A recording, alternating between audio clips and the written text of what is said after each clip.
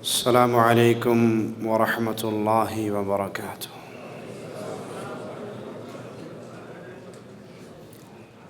ان الحمد للہ نحمده ونصلی علی رسوله الکریم۔ اعوذ باللہ من الشیطان الرجیم۔ بسم اللہ الرحمن الرحیم۔ وَأَنَّ هَذَا صِرَاطِي مُسْتَقِيمًا فَاتَّبِعُوهُ وَلَا تَتَّبِعُوا السُّبُلَ فَتَفَرَّقَ بِكُمْ عَنْ سَبِيلِهِ ذَلِكُمْ وَصَّاكُمْ بِهِ لَعَلَّكُمْ تَتَّقُونَ۔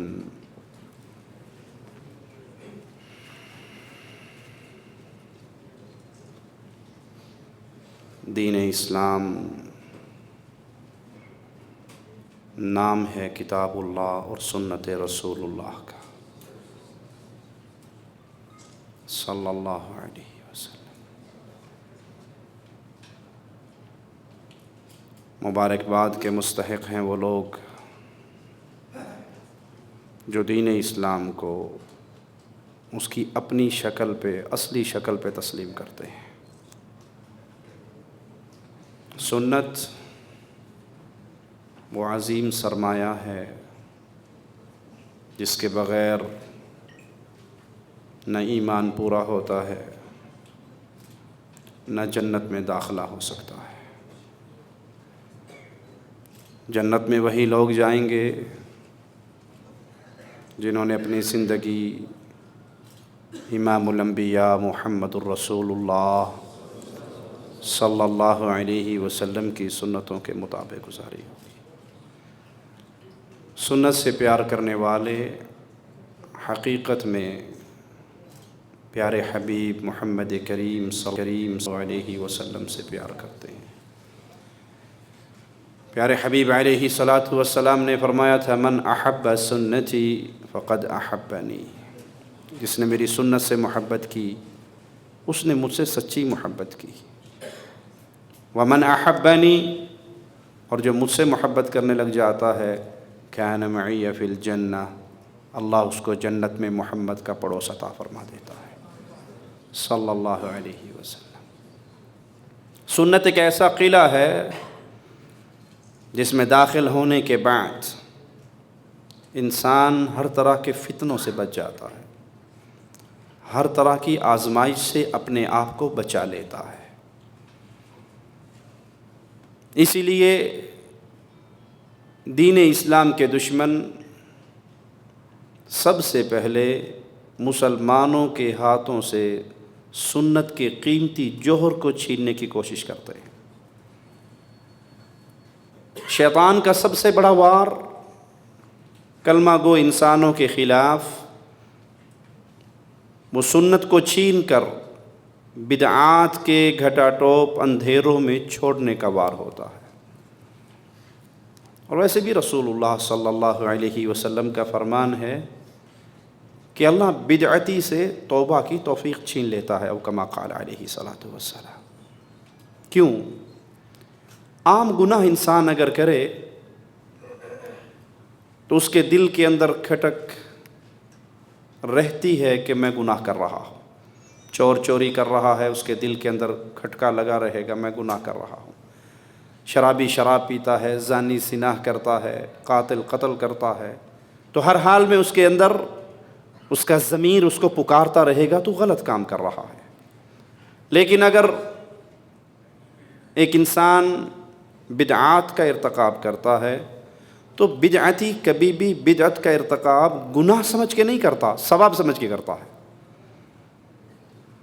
عید میلاد النبی کا جلوس نکالنے والا کیا خیال ہے، وہ اسے گناہ سمجھے گا؟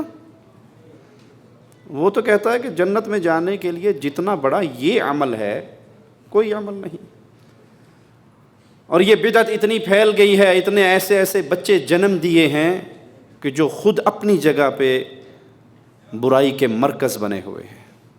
اس میلاد النبی کے جلوس کے موقع پر راولپنڈی کے ایک سینما گھر والوں نے اپنے سینما کے باہر اشتہار لگایا، بورڈ لگایا کہ آج عید میلاد النبی کی خوشی میں فلموں کے 4 شو چلائے جائیں گے۔ وہ گناہ سمجھ کے چلا رہے ہیں، وہ تو سمجھ رہے ہیں یہ بھی ثواب کا سسٹم ہے. ملتان کی چادر والی سرکار نے 70 فٹ لمبا 4 فٹ چوڑا کیک بنایا عید میلاد النبی کی خوشی میں. جس ملتان کے قریب تھر کے علاقے کے اندر امت محمدیہ علیہ الصلاۃ والسلام کے معصوم بھوک سے بلک بلک کے مر گئے، یہاں کلمہ پڑھنے والوں نے بدعات کا ایسا دروازہ کھولا ہے، شیطان نے اس کو اتنا زیادہ خوبصورت بنا کے پیش کیا ہے کہ محمد کریم صلی اللہ علیہ وسلم کی حدیث یاد آتی ہے کہ بدعتی سے توبہ کی توفیق چھین لی جاتی ہے. شیطان زانی سے اتنا راضی نہیں ہوتا، چور سے اتنا خوش نہیں ہوتا، کیونکہ جانتا ہے کہ کبھی بھی توبہ کر لے گا، کبھی بھی لوٹ آئے گا، اللہ کی طرف معافی مانگ لے گا اور اللہ بھی معاف کر دے گا. لیکن جب وہ بدعات کے اندھیرے میں گرتا ہے تو شیطان راضی ہو جاتا ہے کہ ہن جڑے کھوج ڈگ گئے نا اتھوں نہیں نکلن لگا، اب یہاں پہ قابو آیا ہے. اس لیے سنت محمدیہ کا سب سے بڑا دشمن بدعتی ہے. میں اس سے بڑھ کر ایک جملہ کہوں، محمد کریم صلی اللہ علیہ وسلم کا گستاخ سب سے بڑا بدعتی ہے. ایک چیز پیارے نبی نے دی ہی نہیں، ایک چیز محمد کریم کی لائی ہوئی شریعت میں ہے ہی نہیں، اس کا وجود ہی نہیں، اور وہ بدعتی وہ عمل کر کے اس پہ ثواب کی امید رکھ کے جنت کا متلاشی بن رہا ہے. تو حقیقت حال میں وہ یہ کہنا چاہتا ہے کہ یہ وہ عظیم کام ہے، نعوذ باللہ ثم نعوذ باللہ، جس عظیم کام کا محمد کو بھی پتہ نہ چلا صلی اللہ علیہ وسلم. یا وہ یہ عقیدہ رکھتا ہے جو اس سے بھی زیادہ گیا گزرا اور گندا ہے کہ نبی صلی اللہ علیہ وسلم کو بات تو پتہ چل گئی تھی کہ کنڈے کروانے میں، تیجا کروانے میں، 7واں کروانے میں، 10واں اور 9واں کروانے میں، 40ویں اور قل کروانے میں، برسی کروانے میں، گٹھلیوں پہ آیت کریمہ پڑھنے پہ، قبروں پہ کھڑے ہو کے اذان دینے میں، قبروں کے گرد دال مسور پھینکنے میں، مردے کو قبر میں دفنانے کے بعد پھر سورۃ یاسین قبر میں بیٹھ کے پڑھ کے اس کو بلٹی کرنے میں اتنا اجر و ثواب ہے، اتنی نیکیاں پنہا ہیں. محمد صلی اللہ علیہ وسلم کو پتہ تھا لیکن وہ جان بوجھ کے چھپا گئے، ہم تک بات نہیں پہنچائی. یہ بدعتی کی زبان نہیں کہتی، بدعتی کا عمل کہتا ہے. اس کا انگ انگ بول کے کہتا ہے کہ یہ کام ثواب کا ہے، یہ کام اسلام کا ہے، یہ کام جنت میں جانے والا ہے. پیارے نبی کی حدیث تو خالی ہے اس کام سے. یا تو اللہ کے نبی صلی اللہ علیہ وسلم بھول گئے یا جان بوجھ کے چھپا گئے. یہ عقیدہ رکھنے والا سنت کا جتنا بڑا دشمن ہے، اتنا بڑا سنت محمدیہ کا اور کوئی دشمن نہیں ہے. اور ان دشمنوں کے ساتھ پھر قیامت کے دن جو سلوک ہونے والا ہے وہ بھی ان کی دشمنی کے عین مطابق ہے. حدیث میں آتا ہے کہ قیامت کے دن ایک گروہ آئے گا، پیارے نبی کے حوض پہ پہنچے گا. محمد الرسول اللہ صلی اللہ علیہ وسلم نے جو نشانیاں بتائی تھی اپنی امت کو پہچاننے کی، وہ نشانیاں ان کے اندر موجود ہوں گی. ہاتھ چمک رہے ہوں گے، چہرے چمک رہے ہوں گے. حدیث کے لفظ ہیں کہ فرشتے درے مار کے انہیں بھگا دیں گے. اور ایک روایت میں ہے کہ پیارے حبیب صلی اللہ علیہ وسلم کے اور ان کے درمیان میں دیوار کھڑی کر دی جائے گی. امام الانبیاء فرمائیں گے امتی امتی، میری امت ہے ان کو آنے دو. جواب ملے گا یا محمد صلی اللہ علیہ وسلم انک لا تدری ما احدثوا بعدک. اے محمد صلی اللہ علیہ وسلم آپ کو نہیں خبر کہ آپ کے بعد انہوں نے آپ کی شریعت میں کیا کیا کام نئے شروع کر دیے تھے. فرشتے کیا کہیں گے؟ یا محمد انک لا تدری، آپ نہیں جانتے. جن لوگوں کا یہ عقیدہ ہے کہ نبیوں کو علم غیب ہوتا ہے، انبیاء کو سب کچھ پتہ ہوتا ہے، اور وہابی گستاخ ہیں جو اس بات کو نہیں مانتے، یہ بڑے، اور جو یہ کہے کہ نبی عالم الغیب نہیں، اس کو تو فوراً قتل کر دینا چاہیے. وہ تو بہت بڑا گستاخ رسول ہے، وہ اس دھرتی پہ زندہ رہنے کے لائق نہیں ہے. فرشتے یہ اپنے نبی کے، ہمارے نبی کے سامنے الفاظ کہیں گے آپ نہیں جانتے ما احدثوا بعدک، آپ کے بعد انہوں نے کیا گل کھلائے، کیا کرتوت کیے. کیا خیال ہے؟ سارے فرشتے بھی وہابی ہیں، ان کا بھی یہی عقیدہ ہے کہ نبی کو علم غیب نہیں. پیارے حبیب محمد کریم صلی اللہ علیہ وسلم جب یہ جملے سنیں گے کہ میری سنت کو بدل ڈالا میرے طریقے کو چھوڑ دیا۔ وہ پیارے حبیب جس نے طائف میں پتھر کھا کر بھی پتھر مارنے والوں کے لیے دعائیں کی تھی، وہ پیارے نبی فرمائیں گے سحقن سحقن لمن غیر بعدی، جنہوں نے میری سنت کو بدل ڈالا، میری شریعت کو بدل ڈالا، میرے طریقے کو بدل ڈالا، آج محمد کی نگاہوں سے دور کر دیا جائے۔ سنت حبیب علیہ الصلاۃ والسلام جنت میں جانے کا راستہ ہے، اور بدعت اس راستے میں پگڈنڈیاں بنا کر امت محمدیہ کو جہنم کی طرف گھسیٹنے کا راستہ ہے۔ اور پیارے حبیب علیہ الصلاۃ والسلام کے مبارک دل پہ جو کلام الہی نازل ہوا، اس نے ہمیں سنت رسول اللہ پہ چلنے کا حکم دیا۔ آئیے مالک کا فرمان سنتے ہیں، وَأَنَّ هَذَا صِرَاطِي مُسْتَقِيمًا۔ جو پیغام ہمیں مل رہا ہے شریعت محمدیہ کی طرف سے، وہ کیا ہے کہ یہ سیدھا راستہ میرا راستہ ہے، فَاتَّبِعُوهُ، چلو اس راستے کے اوپر۔ ہر مسئلے میں، ہر معاملے میں ایک ہی سوال کیجئے، آپ کی یہ بات مان لیں گے؟ حدیث رسول میں ہے تو ہمیں دکھا دو۔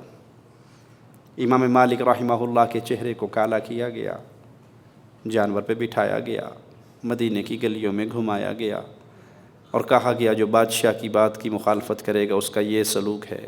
اور وہ کہا کرتے تھے جو جان گیا وہ تو جان گیا، جو نہ جانا وہ جان لے، میں مالک ہوں۔ جرم کیا ہے؟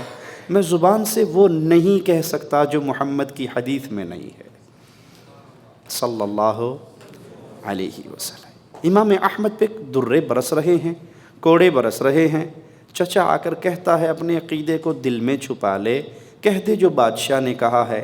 کہا میرا ماجرا اپنی ذات کا ماجرا نہیں ہے چچا، اس قلعے کے باہر جتنے لوگ ہیں وہ اس انتظار میں ہیں جو احمد کی زبان سے نکلے گا وہ فرمان محمد الرسول اللہ ہوگا صلی اللہ علیہ وسلم۔ اگر میں بادشاہ کی بات مان کر سنت مصطفیٰ کے خلاف کچھ کہہ دوں، کل کا دن ہوگا، قیامت کی گھڑی ہوگی، ان ساروں کے ہاتھ ہوں گے، احمد کا گریبان ہوگا، میں کس کس کو جواب دوں گا؟ مجھ سے منوانا ہے تو ایک ہی شرط ہے، جو منوانا چاہتے ہو، جس پہ فتویٰ لینا چاہتے ہو، اس کے لیے ایک ہی سوال ہے، یہ سنت رسول اللہ سے ثابت ہے، یہ حدیث مصطفیٰ میں ہے، یہ پیارے نبی کا طریقہ ہے، یہ کلام الہی کی آیت سے ثابت ہے، تو امام احمد تمہاری مرضی کا فتویٰ دینے کے لیے تیار ہے۔ اگر یہ قرآن حکیم میں نہیں ہے، سنت مصطفیٰ میں نہیں ہے، احمد کی گردن کو کاٹا جا سکتا ہے، پیارے نبی کی حدیث کے خلاف فتویٰ نہیں دلوایا جا سکتا۔ یہ صرف قصے نہیں ہیں، یہ سلف صالحین کے واقعات سن کے صرف سبحان اللہ کہہ کے گردن ہلانے والا ماجرا نہیں ہے، بلکہ میری اور آپ کی زندگی کے لیے یہ ایک نور کا مینارہ ہے کہ آپ کو زندگی میں کبھی کوئی مسئلہ درپیش ہو، ایک ہی سوال کیجئے مولوی صاحب سے، حضرت جی یہ بات پیارے نبی کی کون سی حدیث میں ہے صلی اللہ علیہ وسلم؟ یہ کس سنت مصطفیٰ سے ثابت ہے؟ یہ قرآن حکیم کی کون سی آیت کا آپ نے ترجمہ کیا ہے؟ زندگی کا کوئی مسئلہ ہو، آپ کو کوئی دعوت ملے، ابو جی فوت ہو گئے ہیں تو قل کروانا بڑے ضروری ہیں، بھائی جان میں قل کروانے کے لیے تیار ہوں، مجھے بتاؤ حدیث رسول کا حکم کہاں ہے؟ پیارے نبی صلی اللہ علیہ وسلم کی حدیث کا ماجرا کیا ہے؟ جب یہ طریقہ بناؤ گے تو قرآن حکیم کی اس آیت پہ عمل ہوگا، فَاتَّبِعُوهُ، محمد کے پیچھے چلو صلی اللہ علیہ وسلم، سنت مصطفیٰ کے پیچھے چلو، وَلَا تَتَّبِعُوا السُّبُلَ، مختلف ٹیڑے ترچھے راہوں پہ، پگ ڈنڈیوں پہ نہ چلنا۔ کیوں؟ ٹیڑھی راستوں پہ چلنے کا رزلٹ کیا نکلے گا؟ کلام الہی جواب دے رہا ہے، فَتَفَرَّقَ بِكُمْ عَنْ سَبِيلِهِ، تمہیں صراط مستقیم سے ہٹا کر جہنم کے راستے پہ ڈال دیں گے، سیدھی راہ تمہارے ہاتھ سے غائب ہو جائے گی۔ سیدھی راہ، یہ ڈاٹ اور یہ ایک ڈاٹ، اس ڈاٹ کے درمیان اگر لائن لگائی جائے کتنی لگیں گی جی؟ اس نقطے اور اس نقطے کے درمیان آپ نے پیمانہ رکھا اور ایک لائن لگائی، کتنی لائنیں لگیں؟ ایک، دو تو نہیں لگیں۔ کوئی ادھر سے ہو کے جائے گی تو سیدھی کہلائے گی، ادھر سے ہو کے جائے گی تو سیدھی کہلائے گی، سیدھی لائن کتنی ہوگی؟ ایک ہوگی۔ یہاں پہ یہ مسئلہ اپنے دل کے نہال خانوں میں اتار لیجئے، صراط مستقیم صرف ایک ہے، اللہ کی قسم کھا کر کہتا ہوں، صراط مستقیم صرف ایک ہے، حق صرف ایک ہے، جو آپ کو یہ کہے نا کہ یہ بھی حق ہے اور وہ بھی حق ہے، یہ بھی ٹھیک ہے اور وہ بھی ٹھیک ہے، اس سے بڑا مجرم اور کوئی نہیں ہے۔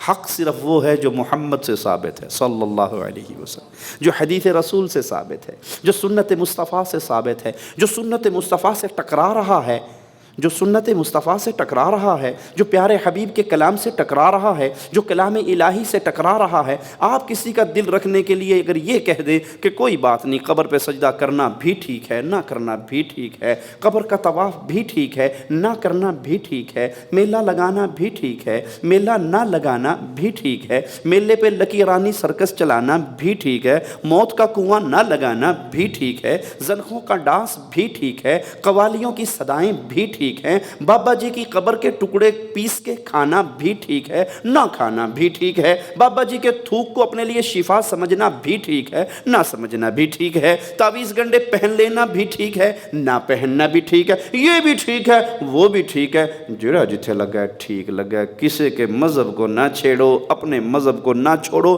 سمجھ لو یہ گمراہی کی دلدل میں گر کے سنت مصطفیٰ کا دشمن بن چکا۔ یہ جملہ بڑا عام ہوتا جا رہا ہے، کسی کو کچھ نہیں کہنا چاہیے، بس میٹھی میٹھی باتیں، ٹھنڈی ٹھنڈی باتیں، سب کو ساتھ ملا کے امت کو جوڑنا چاہیے، امت کو توڑنا نہیں چاہیے۔ سنا نا آپ نے؟ یہ اکثر مولویوں کی زبان سے بھی سن لیتے ہوں گے، امت کو توڑو نا جی۔ آپ توحید کی باتیں کرتے ہو، سنت مصطفیٰ کی باتیں کرتے ہو، بدعات کا رد کرتے ہو، اس سے امت ٹوٹتی ہے، جڑتی نہیں۔ ہم نہ عقیدے کی بات کرتے ہیں، نہ ایمان کی بات کرتے ہیں، نہ سنت کی بات کرتے ہیں۔ ہم کہتے ہیں نماز پڑھ لو اتنا فضیلت ہے، روزہ رکھو اتنی فضیلت ہے، حج کرو تو اتنا۔ ہم فضائل بیان کر کے امت کو جوڑتے ہیں۔ میں کہتا ہوں امت کو ضرور جوڑو، تھوک نال نہ جوڑو، ایلفی نال جوڑو۔ جب تک امت کا عقیدہ ٹھیک نہیں ہوگا، امت میں سے شرک کا ناسور نہیں نکلے گا، امت میں سے بدعت کا ناسور نہیں نکلے گا، اس وقت تک امت ایلفی سے نہیں جڑے گی، یہ تھوک سے جڑے گی جس جڑنے کا فائدہ نہ ہوگا۔ تو قرآن خبر دے رہا ہے، یہ ٹیڑھی، یہ ترچھی، یہ الٹی راہیں تمہیں اصل دین الہی سے، اصل صراط مستقیم سے، اصل سنت مصطفیٰ سے گمراہ کر دیں گی۔ صراط مستقیم صرف ایک ہے، حق صرف ایک ہے، اور حق پنہا ہے کتاب اللہ میں اور سنت مصطفیٰ میں صلی اللہ علیہ وسلم۔ اس جملے کو اپنے بوٹ کی ایڑی کے نیچے دفن کر دو، جو جہاں لگا ہے ٹھیک لگا ہے۔ نہیں پیارے بھائی، جو سنت مصطفیٰ پہ لگا ہے ہمارے سینوں کا نور ہے، ہم اس کی عزت کرتے ہیں، اور جو سنت مصطفیٰ کے خلاف چل رہا ہے تو ہم قطعاً یہ نہیں کہہ سکتے کہ وہ بھی ٹھیک ہے۔ ہو سکتا ہے کوئی دلیل اس کے پاس بھی ہوگی۔ ایک تو 4 مذہب مشہور ہیں نا، 4 مذہب ہمارے اپنے ملکوں میں 4 مذہب مشہور ہیں۔ ایک 5واں مذہب بھی ہے، شاید آپ کو اس کا پتہ نہ ہو۔ 5واں مذہب کا نام ہے مذہب ہوگا۔ مذہب ہوگا۔ بھائی آپ کے پیر صاحب نے اپنے قدموں میں سجدے کروائے اپنے مریدوں کے، کیوں؟ ہاں جی، وہ بہت بڑے بزرگ ہیں، ان سے پوچھا نہیں جا سکتا، اس کی دلیل بھی کہیں نہ کہیں ہوگی۔ بھائی آپ کے قادری صاحب کی ہم نے ایک ویڈیو دیکھی، اس نے مردے کو قبر میں اتارنے سے پہلے، بلکہ جنازہ پڑھنے سے پہلے، اس کا کفن کھول کے ہاتھ نکال کے اس مردے کی بھی بیعت لی ہے، اور یہ کہا ہے کہ بغیر بیعت کے اگر میں نے اس کو دفن کر دیا تو پھر ہو سکتا ہے یہ جنت میں نہ جا سکے، کیونکہ میرے سلسلے میں یہ داخل نہیں ہوا تھا۔ تو ہم اس کا کفن کھولیں گے، مردے کا ہاتھ باہر نکالیں گے، اس کو اپنا مرید بنائیں گے، سلسلہ قادریہ میں داخل کریں گے، پھر یہ قبر میں اترے گا، اس کے 14 طبق روشن ہو جائیں گے۔ اے تھلو پیا پیا ویکھے گا، میں اللہ کی قسم کھا کے اس کے لفظ نقل کر رہا ہوں، یہ نیچے پڑا پڑا دیکھے گا میری قبر پہ چیڑی آگے بیٹھی ہے، یہ چیڑا، اس کو نیچے سے نر اور مادے کا بھی پتہ لگ جائے گا۔ اور اس مجرم نے واقعی کفن کھولا، ہاتھ نکالا، اور اس کے ہاتھ پہ اپنا ہاتھ رکھ کے بیعت لی۔ اب پوچھا جائے کہ آپ کے حضرت قادری صاحب نے یہ کام کیا ہے، یہ کہاں ہے؟ او جی، آپ گستاخ لوگ ہیں جو پوچھتے ہیں علماء سے، کہیں نہ کہیں تو ہوگا، کہیں نہ کہیں تو ہوگا۔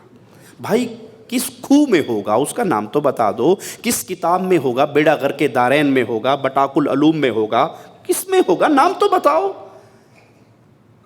محمد کریم صلی اللہ علیہ وسلم کی سنت کا دشمن ہے وہ انسان جو یہ سمجھتا ہے جو جہاں لگا ہے ٹھیک، اور یہ وہ دروازہ ہے جس سے بدعات کا سیلاب داخل ہوتا ہے۔ ایک بدعت نہیں آتی، بدعات کا سیلاب آتا ہے، جو جہاں لگا ہے ٹھیک۔ کوئی سینہ پیٹ رہا ہے ٹھیک ہے، کوئی کوئلے جلا کے ماتم کر رہا ہے ٹھیک ہے، کوئی گھوڑے کے نیچے سے گزر رہا ہے ٹھیک ہے، کوئی گھوڑے کا تھوک چاٹ رہا ہے ٹھیک ہے، جو دلدل کے سامنے آ کے رکوع کر کے اس کے کان کے اندر بولتا ہے مجھے بیٹا چاہیے، 9 مہینے سے پہلے حسین کی دلدل اس کو بیٹا دے دیتی ہے، ٹھیک ہے، جو جہاں لگا ہے ٹھیک ہے۔ محمد کریم صلی اللہ علیہ وسلم پہاڑ پہ چڑھے تھے، اہل مکہ کو مخاطب کیا تھا اور کہا تھا قولوا لا الہ الا اللہ، ایک جملہ، سب غلط ہیں، ایک جملہ سچا ہے۔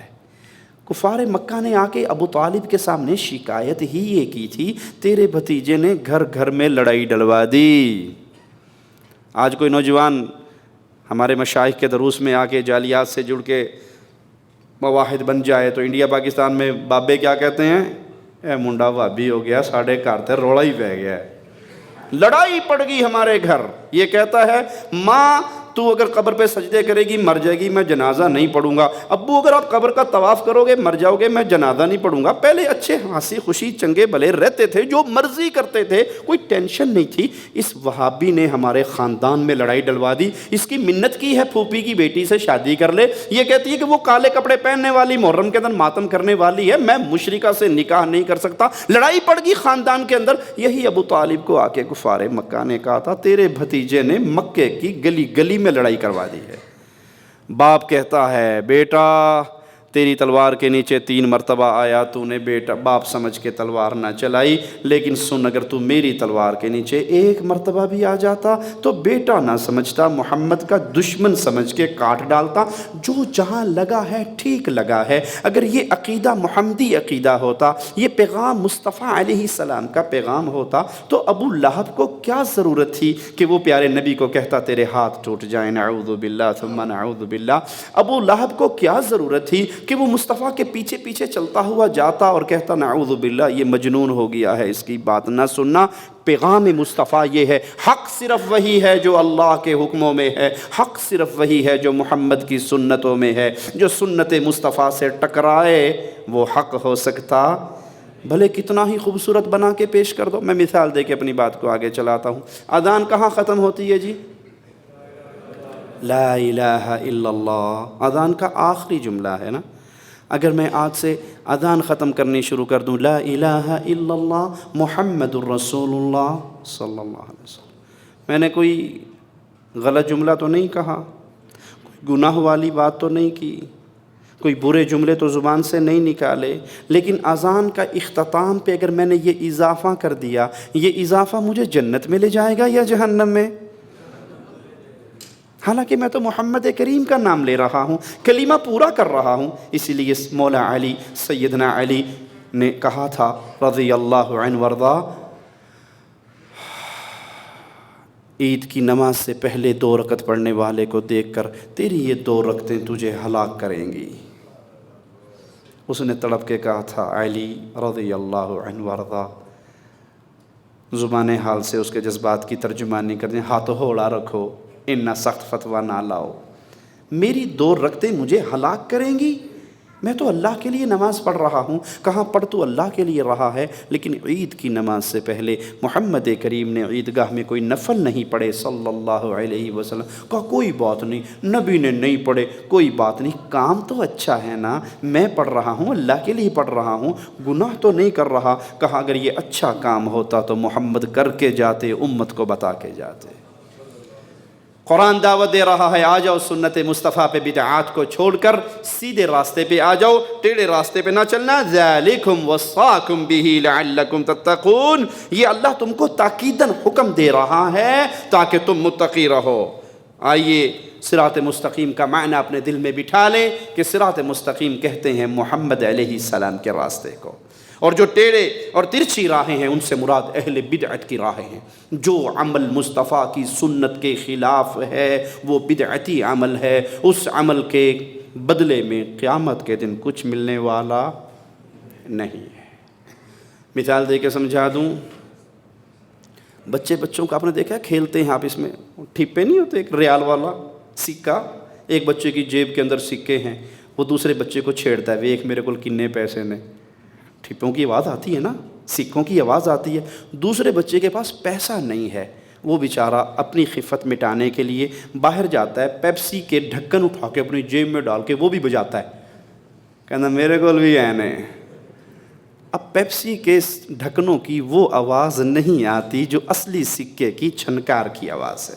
میں آپ کو بڑی نیچے اتر کے، آج میرے سر کے اندر شدید درد ہے تو میں صرف گفتگو کر سکتا ہوں آپ کے ساتھ، بڑی ٹھنڈی ٹھنڈی میٹھی میٹھی مثالیں دے کے مسئلہ سمجھاؤں گا۔ سکوں کی چھنکار، اوریجنل کرنسی کی چھنکار واضح ہے، اور پیپسی کے ڈھکنوں کی چھنکار بھی عقل مند کے لیے واضح نشانی ہے۔ محمد کی سنت کی چھنکار ایسی ہے جس کی چھنکار سے جنت کا دروازہ کھلتا جائے گا، اور بدعات کی وہاں پہ اتنی ذلت ہوگی کہ درے مار مار کے بھگایا جائے گا، اور پیارے نبی کی زبان سے بھی دھتکار پڑے گی، آج میری آنکھوں سے دور کر دو جنہوں نے محمد کی سنت کو بدل ڈالا۔ آئیے مالک کا ایک اور فرمان سنتے ہیں، وَعَلَى اللَّهِ قَصْدُ السَّبِيلِ وَمِنْهَا جَائِرٌ وَلَوْ شَاءَ لَهَدَاكُمْ أَجْمَعِينَ، اور اللہ پر سیدھی راہ کا بتا دینا ہے، اور بعض ٹیڑھی راہیں ہیں، اگر وہ چاہتا تم سب کو راہ راست پہ لے آتا، بعض ٹیڑھی راہیں ہیں، ان راہوں سے مراد بدعات کا راستہ ہے۔ سیدھی راہ سنت مصطفیٰ علیہ السلام کی راستہ ہے، اور جو ٹیڑھی راہیں ہیں اس سے مراد وہ راستہ ہے جس پہ پیارے نبی کی مہر نہ لگی ہوئی ہو۔ جس چیز پہ نبی کی مہر نہیں، وہ چیز کسی کی جھولی میں ہو، قیامت کے دن مقبول۔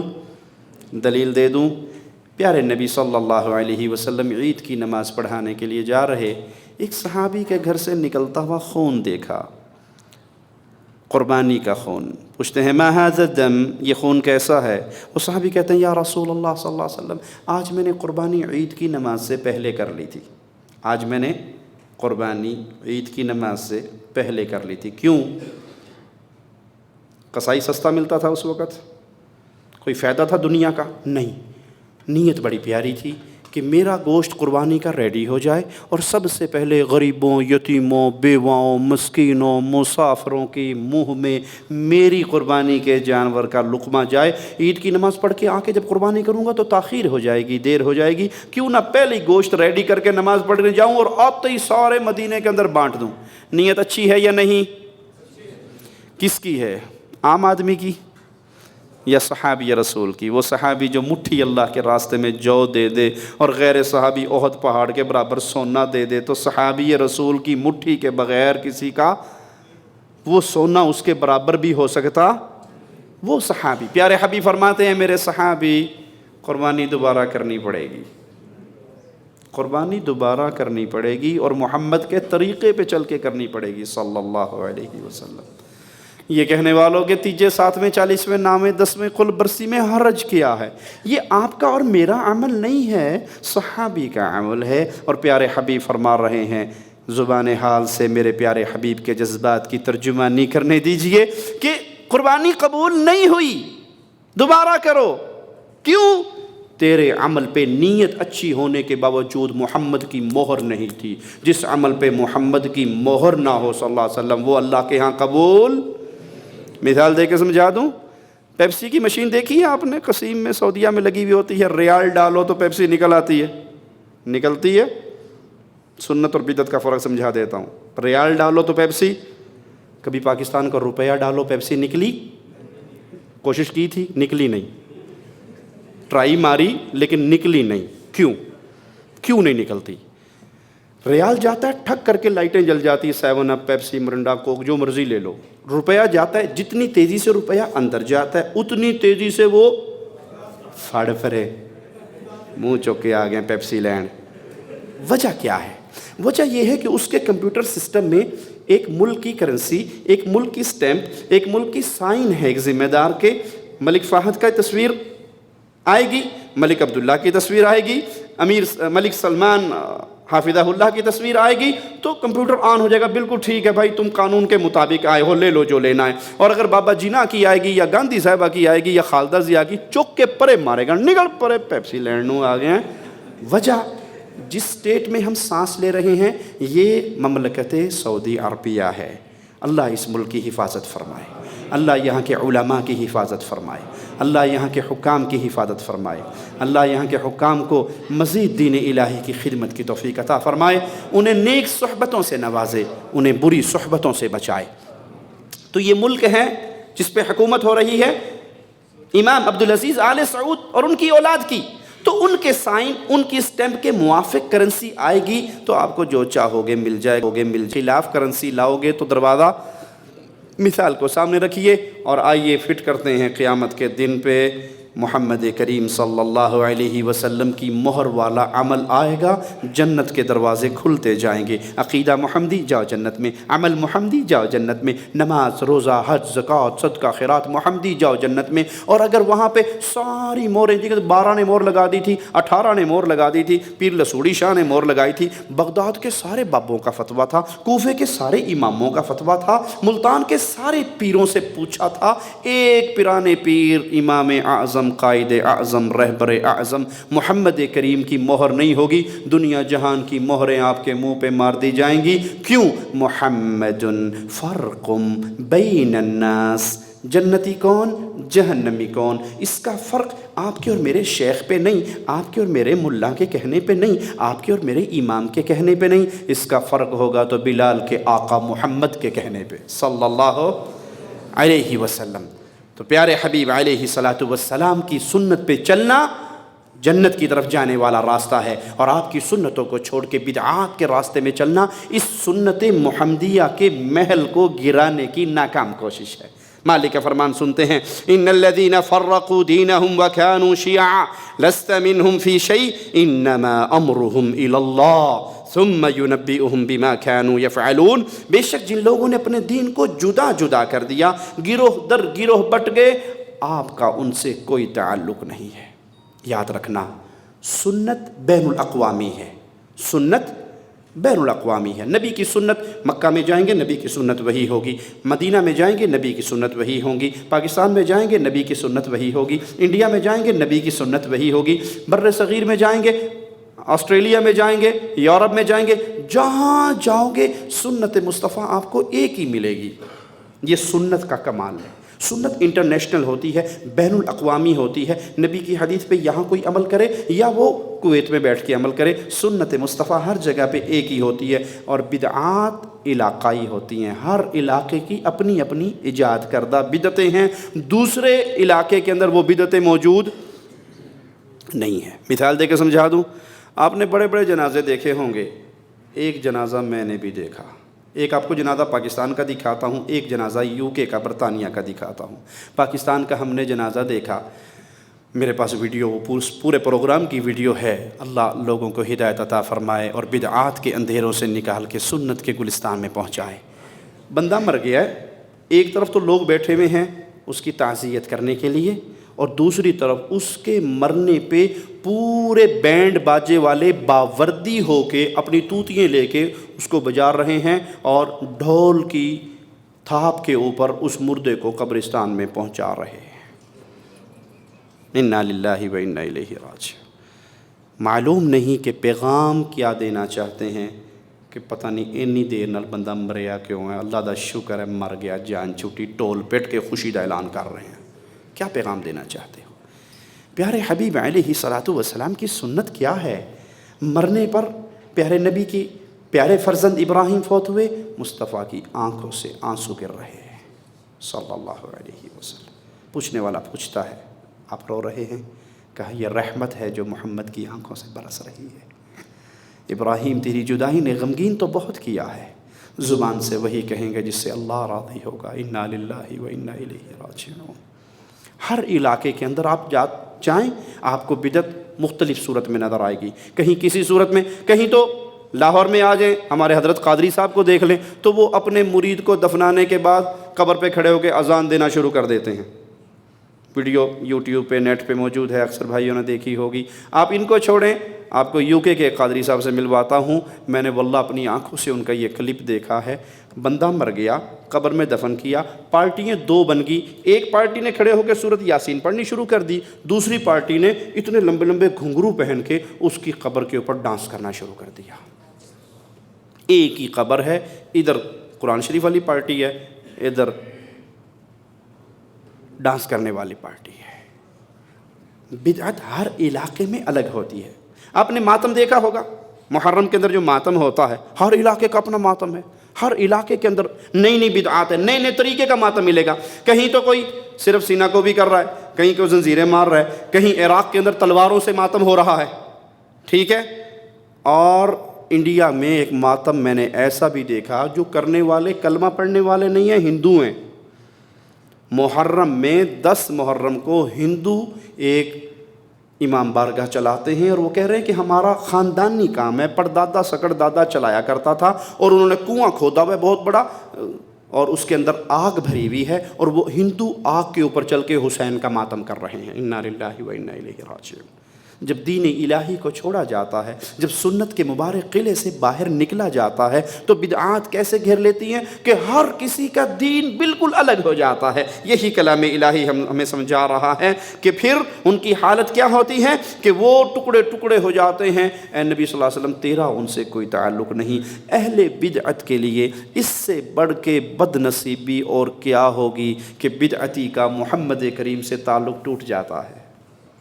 اور جس کا رسول سے تعلق ٹوٹ جائے اس کو کچھ ہوگا، کوئی فائدہ ملے گا؟ مسلمانوں کی کوشش ہمیشہ سے کیا رہی ہے کہ نبی سے تعلق جڑ جائے.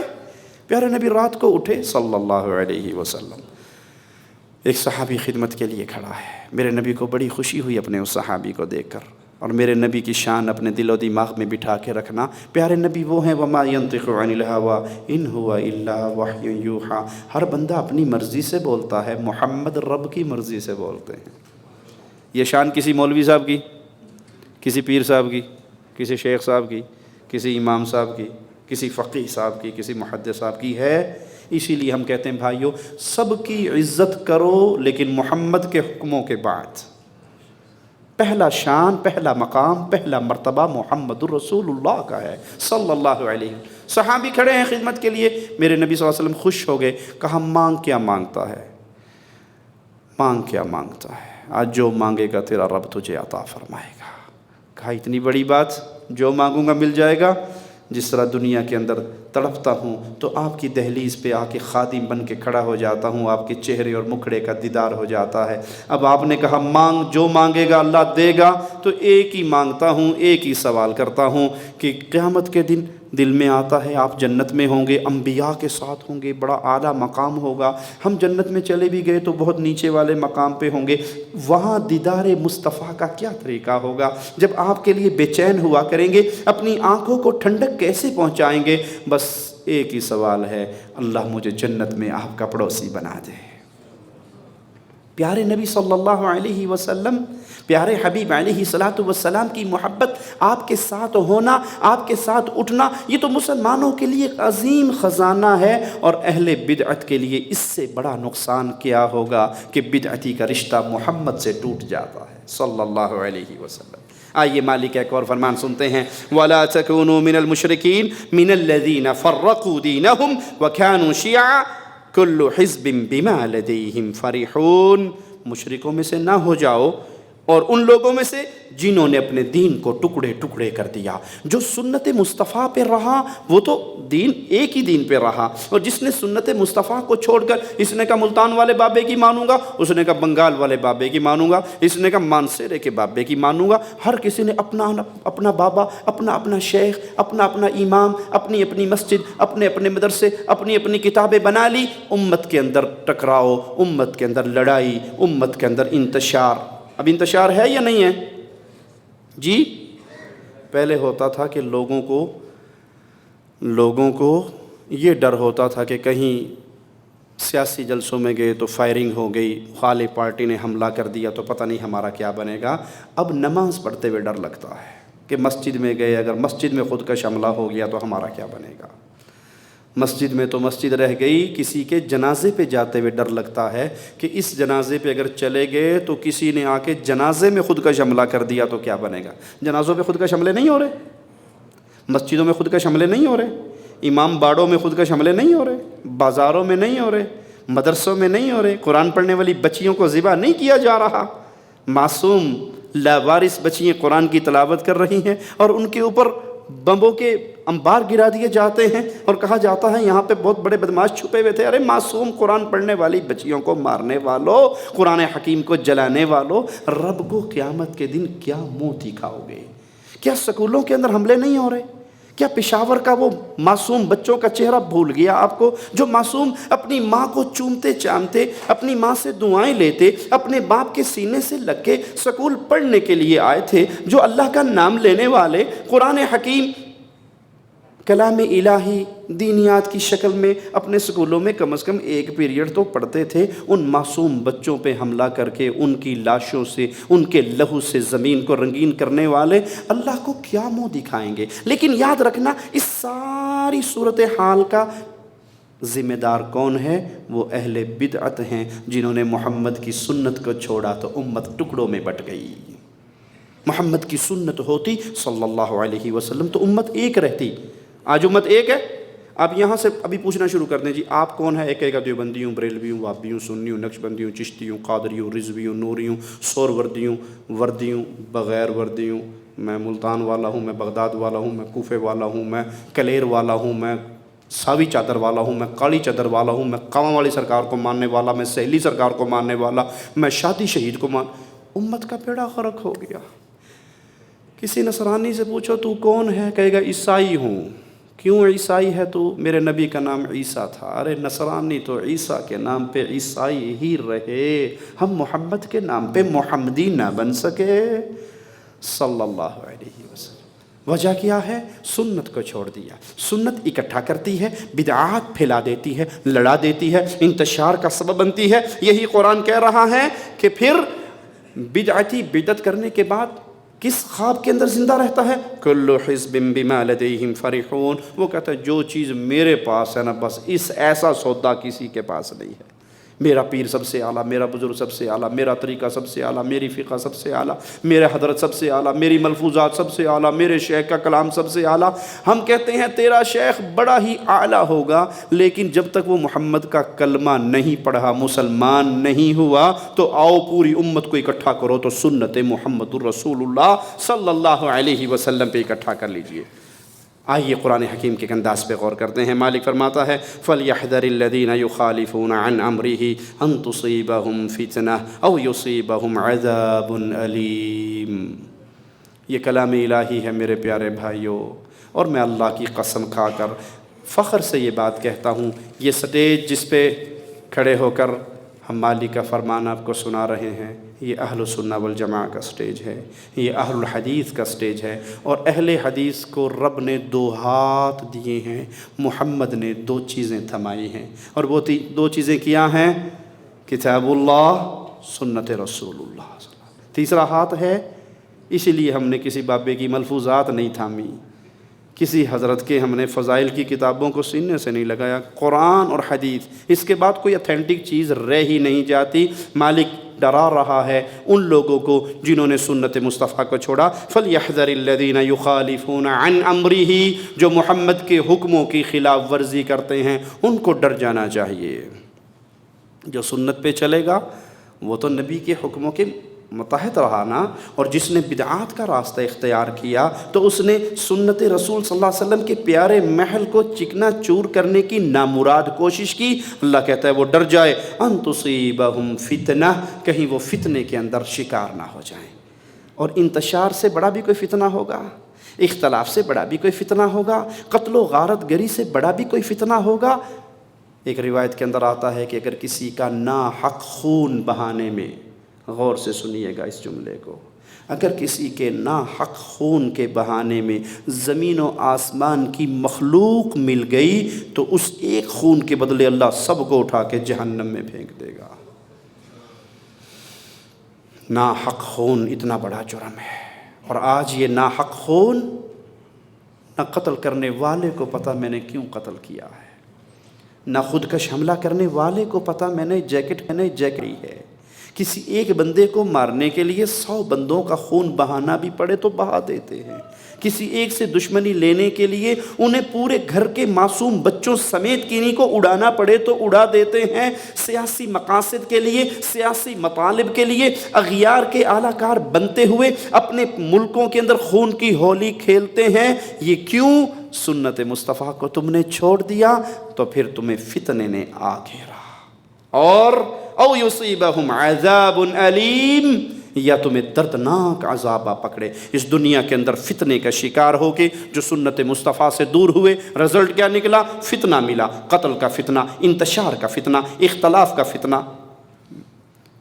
مثال دے کے سمجھاؤں، چوری کرنے والی پارٹی جا رہی ہے، 8-10 چور مل کے چوری کرنے لگے ہیں، مل کے ڈاکہ مارتے ہیں. کبھی چوروں میں لڑائی ہوئی کہ یہ بابیاں دا کر رہے تھے نہیں چوری کرنی، بریلویاں دا کر رہے تھے نہیں چوری کرنی. چوری کرتے ہوئے ان کا کوئی مذہب نہیں سوائے چوری کے. اچھا، چوروں کی چوری کرتے کرتے نماز کا اذان کا ٹائم ہو جائے اور ان میں سے اگر کوئی نماز پڑھنے والا بھی ہو تو کیا خیال ہے پھر کیا ہوگا؟ تیری نماز میرے مگر نہیں ہوتی، میری نماز تیرے مگر نہیں ہوتی. لڑائی پڑ جائے گی نا، تیرے پیچھے نماز پڑھنی جانی ہوگا، تیرے پیچھے پڑھنی جانی، تیرے پیچھے پڑھنی، تو کافر، تو بے ایمان، تو یہ کیا ہے؟ یہ فتنہ ہے. ارے اگر تم محمد علیہ السلام کی سنت کو سینے سے لگاتے تو کوئی دوسری جماعت نہ ہوتی. میں آپ کو سمجھانے کے لیے مثال دے کے عقل کی کھڑکیاں کھولنے کے لیے سوال کرتا ہوں. محمد کریم صلی اللہ علیہ وسلم کے صحابہ میں کوئی دیوبندی تھا؟ کوئی بریلوی؟ کوئی وہابی؟ کوئی سنی؟ کوئی نقشبندی؟ کوئی چشتی؟ کوئی قادری؟ کوئی رضوی؟ کوئی فرقے؟ ارے نبی صلی اللہ علیہ وسلم فوت ہو گئے، کیا نبی کی وفات کے بعد 4 خلفاء جب آئے تو کوئی صدیقی، کوئی فاروقی، کوئی عثمانی، کوئی علوی گروہ پیدا ہوئے؟ مجھے بتاؤ، کیا محمد کے سارے صحابہ محمدی نہیں تھے؟ کوئی اختلاف کرے گا اس بات سے؟ کیا محمد صلی اللہ علیہ وسلم فداہ ابی و امی کے سارے صحابہ محمدی نہیں تھے؟ ابو بکر صدیق فرمایا کرتے تھے، مجھے کون سا آسمان چھاؤں دے گا، کون سی زمین میرا بوجھ اٹھائے گی، میں کہاں جاؤں گا، میں کیا کروں گا اگر میں نے اللہ کے کلام کی کسی ایک آیت کا وہ معنی بیان کر دیا جو مالک نے مراد نہ لیا ہو. وہ تو محمد کریم سے یوں جڑے ہوئے تھے. سائل نے آ کر سوال کیا تھا، جواب میں ابو بکر صدیق نے کہا تھا، ابو بکر صدیق، وہ ابو بکر کہ نبیوں کے بعد دھرتی پہ اس سے افضل انسان کی زیارت رب کے پیدا کردہ سورج نے بھی نہیں کی. وہ ابو بکر صدیق جس کے بارے میں مصطفیٰ نے کہا تھا، اللہ دنیا میں تیرے رسول پہ بڑے بڑے لوگوں نے احسان کیے، لیکن میں نے ہر کسی کا احسان اسی دھرتی پہ ادا کر دیا، اتار دیا. ابو قحافہ کے فرزند ابو بکر صدیق کے احسان اتنے تھے کہ محمد نہیں اتار سکے صلی اللہ علیہ وسلم. اللہ میری دعا ہے جب ابو بکر تیرے پاس آئے گا تو اس کے احسانوں کے بدلے دینا. وہ ابو بکر، پیارے حبیب نے کہا تھا جنت کے دروازے ہیں، مختلف دروازے مختلف عمل کرنے والوں کے لیے ہیں. کوئی کسی کو آواز باب الجہاد سے پڑے گی، کوئی باب الریان میں سے جائے گا. ابو بکر صدیق نے ویسے ہی سوال کر دیا، اللہ کے نبی بندہ تو ایک ہی دروازے سے جنت میں جائے گا، کیا کوئی ایسا خوش نصیب ہے جس کو جنت کا ہر دروازہ کہے میرے اندر سے، میرے اندر سے، میرے اندر سے آ؟ کہا ابو بکر جس کو جنت کا ہر دروازہ بلائے گا مجھے امید ہے تو انہی میں سے ہوگا.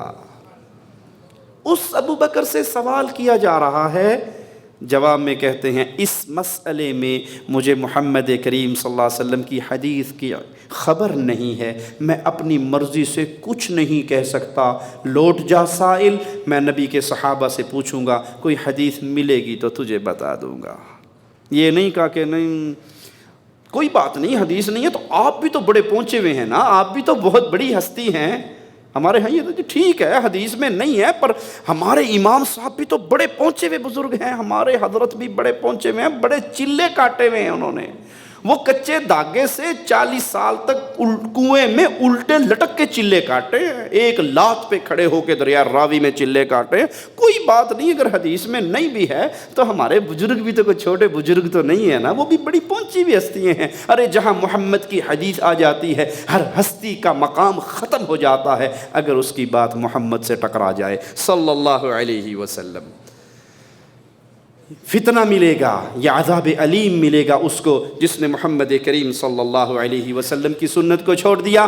آئیے بخاری مسلم میں پیارے حبیب صلی اللہ علیہ وسلم کا فرمان سنتے ہیں، من احدث فی امرنا ھذا لیس منہ فہو رد، جس نے کوئی ایسا عمل کیا جو محمد کریم کی سنت میں، آپ کے خزانہ دینی میں، اسلام کے پیارے سرچشمے میں موجود نہیں ہے، وہ عمل مردود ہے۔ پیارے نبی صلی اللہ علیہ وسلم کا یہ فرمان صحیح مسلم میں ہے، اللہ کے پیارے حبیب فرماتے ہیں من عمل عملا لیس علیہ امرنا فہو رد۔ یہ روایت سنا کے اپنی بات ختم کرتا ہوں، ایک سوال آپ کے سامنے چھوڑ کر۔ من عمل عملا لیس علیہ امرنا، جس نے کوئی ایک ایسا کام کیا جو کام پیارے نبی صلی اللہ علیہ وسلم کی شریعت میں نہیں ہے، وہ عمل کیا ہوگا؟ جی یہ جو کچھ رکھا جا رہا ہے آپ کو ہی ملے گا، مولویوں نے کوئی شے نہیں دینے لگے، فکر نہ کرو، ابھی توجہ میری طرف رکھو۔ من عمل عملا لیس علیہ امرنا، جس نے کوئی ایسا عمل کیا جس پہ محمد علیہ السلام کی مہر نہیں، جو پیارے نبی کی سنت سے ثابت نہیں، پھر کیا ہوگا؟ او جی کوئی بات نہیں، حدیث میں نہیں ہے تو کام تو اچھا ہے نا، کوئی بات نہیں، یہی بہانہ چلتا ہے نا، حرج کیا ہے مولوی صاحب اتنی بھی سختی کرنے کی؟ آپ دیکھتے نہیں ہیں جنازے پہ جب لوگ تعزیت کے لیے آ کے بیٹھیں گے، ہم نے وہاں گٹھلیاں رکھی ہوئی ہیں آیت کریمہ پڑھنے کے لیے، درود شریف پڑھ کے، چاروں کل پڑھ کے، مردے کی روح کو بلٹی کرنے کے لیے اگر وہ نہ رکھیں، لوگ گپیں ماریں گے، سگریٹیں پئیں گے، حقے پئیں گے، فضول بکواس کریں گے، اس سے بہتر ہے چلو بیٹھ کے قرآن ہی پڑھ لیں گے، حرج کیا ہے؟ حرج سنا رہا ہوں۔ من عمل عملا لیس علیہ امرنا، جس نے کوئی ایک ایسا عمل کیا جو محمد کی سنت سے ثابت نہیں ہے صلی اللہ علیہ وسلم۔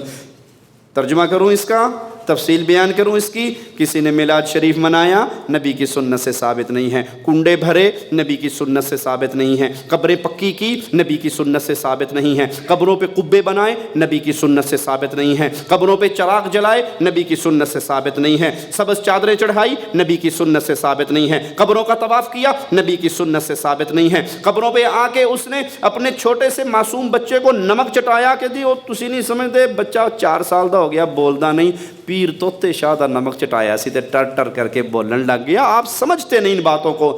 ایک فارمولہ آپ کو دے کے جا رہا ہوں، من عمل عملا لیس علیہ امرنا، جس نے کوئی ایسا عمل کیا جو سنت رسول اللہ صلی اللہ علیہ وسلم سے ثابت نہیں ہے، وہ مردود ہے، وہ عمل بھی مردود ہے، وہ کرنے والا بھی مردود ہے۔ اللہ سے دعا ہے اللہ ہماری خطاؤں کو معاف فرمائے، اللہ ہماری سیاہ کاریوں کو معاف فرمائے، اللہ ہمیں زندہ رکھے، ایمان پہ رکھے، اسلام پہ رکھے، توحید پہ رکھے، سنت مصطفیٰ پہ رکھے صلی اللہ علیہ وسلم۔ اللہ ہر اس عمل سے بچائے جو عمل قیامت کے دن ندامت کا سبب بنے، ہر اس عمل سے بچائے جس عمل کی وجہ سے انسان قیامت کے دن ہلاکتوں کا شکار ہو جائے، اور پیارے نبی صلی اللہ علیہ وسلم کی سنتوں پہ چلائے، اس حال میں موت دے، اللہ ہم سے راضی ہو، ہم اپنے اللہ سے راضی ہوں۔